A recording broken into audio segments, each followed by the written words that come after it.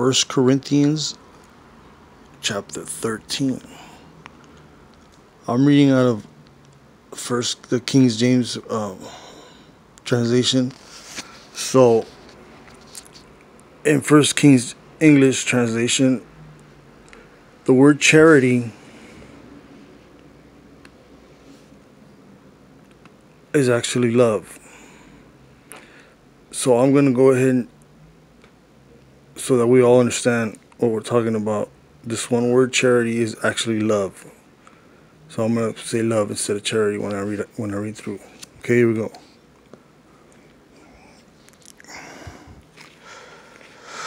Okay.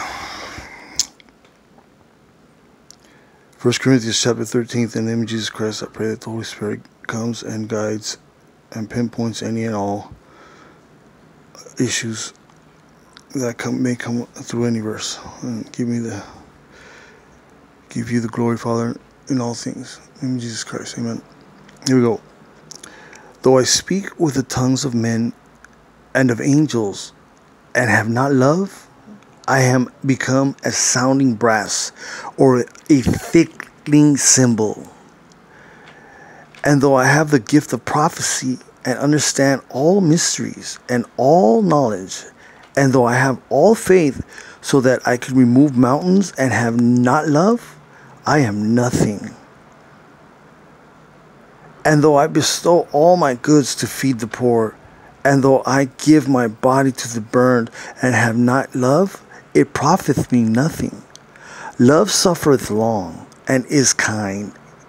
Love envieth not. Love vaunteth not itself, is not puffed up, doeth not behave itself unseemly, seeketh not her own, is not easily provoked, thinketh no evil, rejoiceth not in iniquity, but rejoiceth in the truth, beareth all things, believeth all things, hopeth all things, endures all things. Charity, love never fails. But whether there be prophecies, they shall fail. Whether there be tongues, back to the original translation, is the word tongues in Hebrews actually means language. So when you see tongues, it's always a good practice to think languages is what he's saying. Whether there be languages, okay, different languages, they shall cease. Whether there be knowledge, it shall vanish away. For we know in part, and we prophesy in part. But when that which is perfect is come, then that which is in part shall be done away. When I was a child, I spoke as a child. I understood as a child. I thought as a child. But when I became a man, I put away childish things.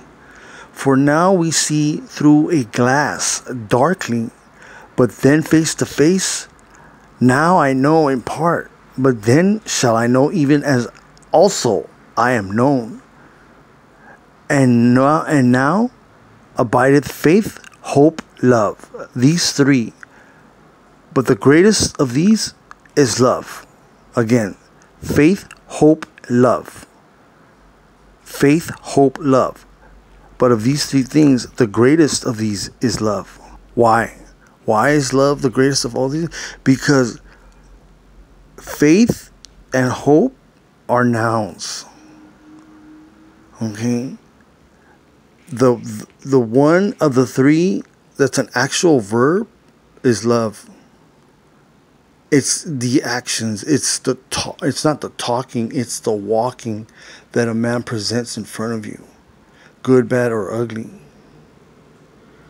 You know, you will always judge another human being by the conduct of their character, and that's just the norm. You know, you can deny it all you want.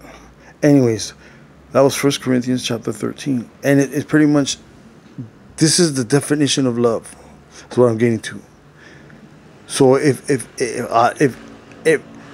you're in a relationship where you guys are talking the love thing already, you guys need to make sure that you're on the same page when it comes to the definition.